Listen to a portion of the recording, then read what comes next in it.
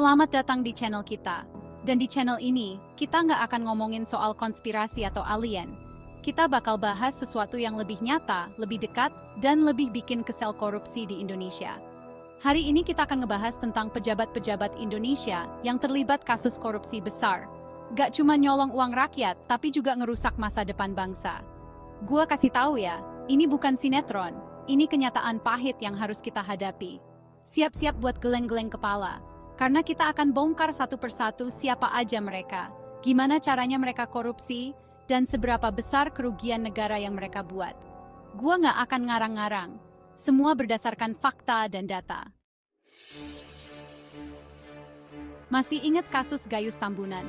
Ini dia contoh nyata pejabat korup kelas kakap. Gayanya hidupnya mewah banget, nggak sesuai sama gajinya sebagai pegawai pajak. Dari mana tuh duitnya? Ya jelas dari hasil korupsi. Gayus ini jago banget ngolah duit haram. Dia punya banyak koneksi, dan modusnya rapi banget.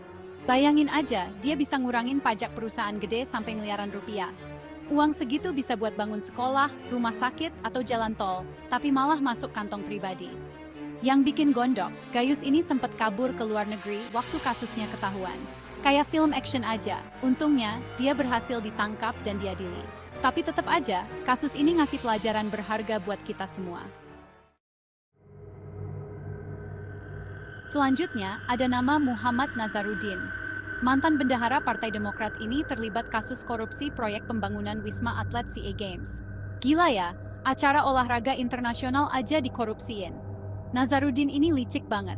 Dia ngatur tender proyek, ngarahin ke perusahaan tertentu, dan dapat bagian dari hasil markup anggaran.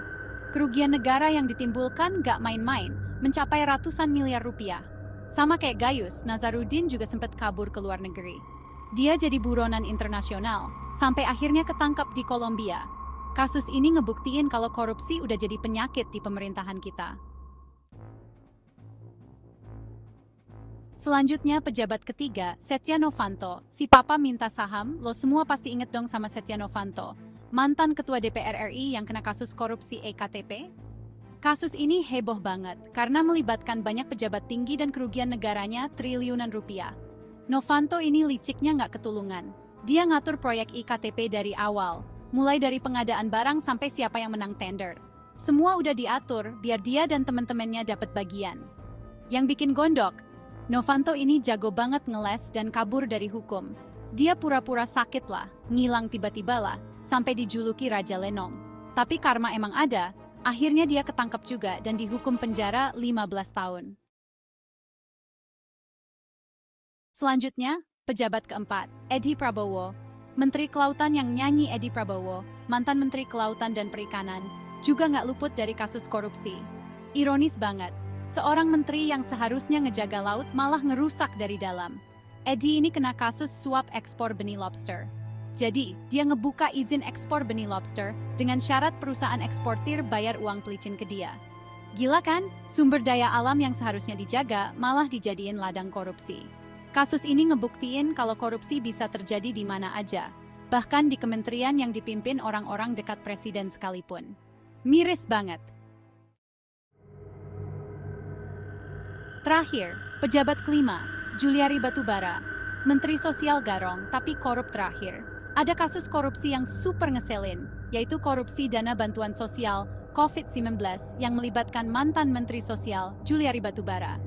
Di saat rakyat lagi susah-susahnya karena pandemi, dia malah nyari untung sendiri. Juliari ini terbukti nerima suap dari perusahaan penyedia bansos. Jadi, setiap paket bansos yang dibagiin, dia dapat jatah preman. Total suap yang dia terima mencapai puluhan miliar rupiah. Gila nggak? Kasus ini benar-benar ngasih lihat betapa buruknya moral para koruptor. Mereka nggak punya hati nurani, tega-teganya ngambil uang rakyat yang lagi susah. Akhir kata, berantas korupsi. Itu dia tadi beberapa pejabat Indonesia yang terlibat kasus korupsi parah. Masih banyak kasus lain yang belum sempat kita bahas. Yang jelas, korupsi udah kayak penyakit di negara ini. Terima kasih telah menonton. Gua harap video ini bisa bikin kita semua sadar tentang bahaya korupsi. Korupsi ngerusak bangsa, bikin rakyat miskin, dan ngehambat kemajuan negara. Jangan lupa like, komen, dan subscribe untuk video menarik lainnya. Dan yang paling penting, mari kita bersama lawan korupsi.